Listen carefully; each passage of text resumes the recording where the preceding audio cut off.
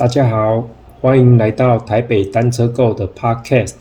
这是我们 Q&A 系列的 Podcast， 主要是用于回答朋友们在训练上的问题。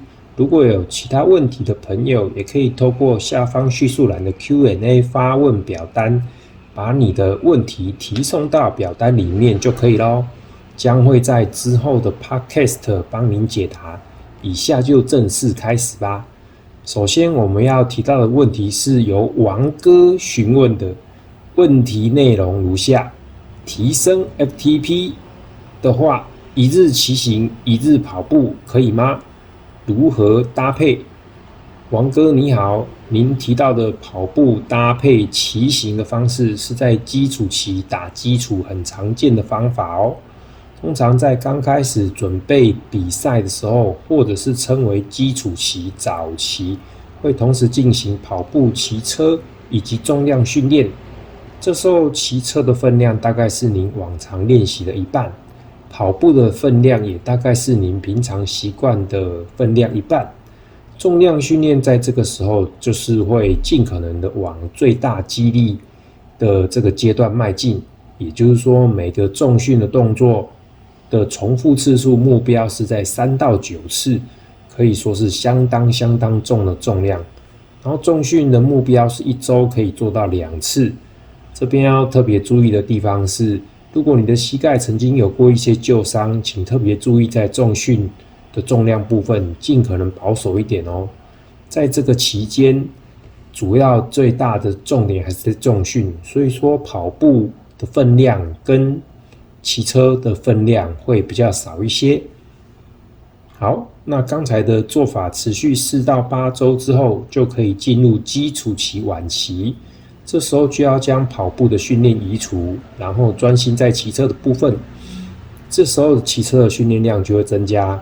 那同一个时间，重训的次数也减少为1个礼拜1次，因为人的身体在1个礼拜以内能够承受的压力是有限的。你必须把主要的精力都放在骑车上。同样的，在基础期晚期，你可以每个礼拜进行1到2次的子阈值训练，例如甜蜜点 SST 或者是节奏期 Tempo Ride。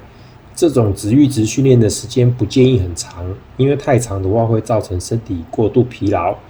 基础期晚期这样就好。然后子阈值训练最多占据每周总训练时间的20%就好，更多就可能造成疲劳累积来不及恢复。好，那就很快又下一步，刚才的基础期晚期同样进行4到8周之后，就可以进入进展期。进展期就可以加入高强度的阈值训练，还有最大摄氧量训练。那为了让朋友们可以更加了解，下面的建议都尽可能的简单化。这边建议1个礼拜进行1次阈值训练，还有1次的最大摄氧量训练就好了。其他的训练都请安排基础耐力的练习，也就是 Zone 2练习，基本上大概就是这样子。不要自己再额外加入更多高强度的训练，这样子身体可能负担不了。最后进展期最多不可超过2个月，因为刚刚提到的高强度课程对身体的负担很大，所以说最多就是2个月，否则你就会可能产生过度训练的一些症状。举例来说，感冒啊、喉咙痛啊、关节酸痛等等症状有很多种，这边就不一一列举哦。然后最后在没有比赛纯粹练 FTP 为目标的情况下，进展期之后就可以再度考虑回到基础期早期，也就是刚刚提到的那个跑步搭配骑车搭配重训的那边的做法，不断重复这个循环就可以了。希望这样有回答到您的问题。如果还有什么疑问，可以在下面直接留言。好，那接着要分享问题的解答是从 Channel 论坛里面找出来的热门讨论串。问题内容是：阈值训练的进展要如何进行呢？阈值课程是因为属于比较高强度的训练，强度介于91%到105%的 FTP， 这样子的训练课程通常会在进展期进行。小弟这边简单解释一下进展期是什么。通常训练的全部过程会先从基础期打好基础耐力，然后才会到进展期进入高强度的训练。好，那回到原本的话题，就是那阈值训练在这个进展期进行的话，这个它要怎么展开它的进度呢？建议可以从5次6分钟的阈值 interval 开始。好，那么强度当然就是落在91%到105%的 FTP， 然后每个 interval 之间休息 1.5 分钟。这个休息时间的长度怎么算的呢？就是之前这个阈值 interval 长度的1/4，也就是说6分钟阈值 interval， 然后除以4，就是 1.5 分钟的休息咯。等到这个6分钟的阈值课程可以顺利完成之后，那 interval 的长度就可以改成8分钟。那一样画葫芦，努力的把8分钟的版本做完。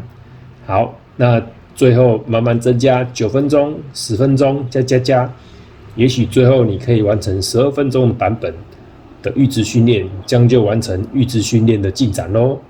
当然，我们刚提到进展期最多只有进行2个月，那么你要在2个月之内把6分钟一直慢慢进展到最后12分钟，可能来不及，所以建议你能做多少算多少。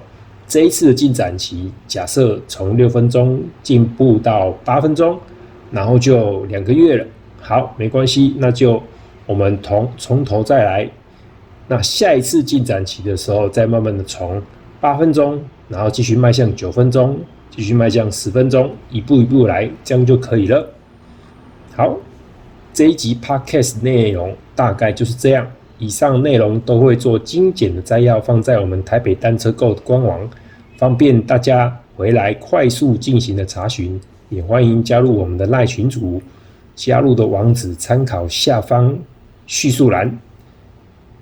台北单车购的自行车教练已经正式上线服务，我们也有 Training Peaks 的训练计划，可以直接下载到码表，详情请参考下方叙述栏。以上内容希望对大家有帮助，谢谢你的收听，记得下次再来听哦，拜拜。